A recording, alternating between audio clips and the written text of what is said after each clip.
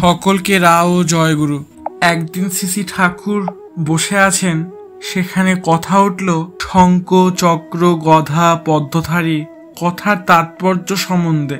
পরম প্রেমা শ্রী ঠাকুর ওই শব্দগুলির মানে তার সান্নিধ্য ভক্ত পার্শ্বদের নিকট জানতে চাইলেন।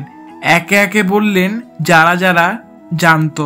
তখন পরম প্রেমা শ্রী শ্রী ঠাকুর নুকিলচন্দ্র বললেন, তাহলেই দাঁড়ালো দমন পীড়ন ও কথন বিন্যাসে মানুষকে সঞ্চালিত করত। স্থৈর্যের সহিত প্রাপ্তিকে যিনি সংগঠিত করান তিনি শঙ্খচক্র গদা পদ্মধারী। আলোচনা প্রসঙ্গ 1 পৃষ্ঠা 84। দেবেন্দা প্রশ্ন করলেন, টেলিস্কোপকে কি সুদর্শন বলা হয়? পরম প্রেমা দয়াল ঠাকুর বললেন, সুদর্শন মানে সম্যক দর্শন। কেষ্ট ঠাকুরের ছিল সুদর্শন চক্র।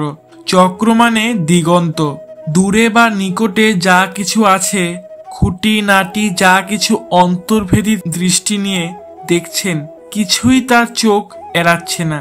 এ দর্শন বিধি প্রসূত। আর টেলিস্কোপকে বলতে পারো তার একটা যন্ত্র। কিরণদা প্রশ্ন করলেন, চক্রের মধ্যে চক্রান্ত বোধ আছে না? তখন পরম প্রেমাশিসি দয়াল ঠাকুর বললেন, তা থাকতে পারে। ডিকশনারি দেখো তো।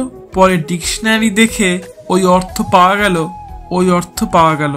আলোচনা প্রসঙ্গ 19 পৃষ্ঠা 332। ঠাকুরকে প্রশ্ন করলেন, শ্রীকৃষ্ণের সুদর্শন চক্র নিয়ে আলোচনা হচ্ছিল।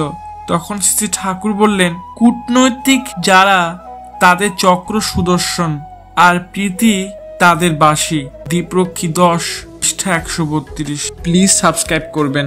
ভালো থাকবেন, আনন্দে থাকবেন। পরের ভিডিওতে এক অজানা ইতিহাস নিয়ে হাজির হব।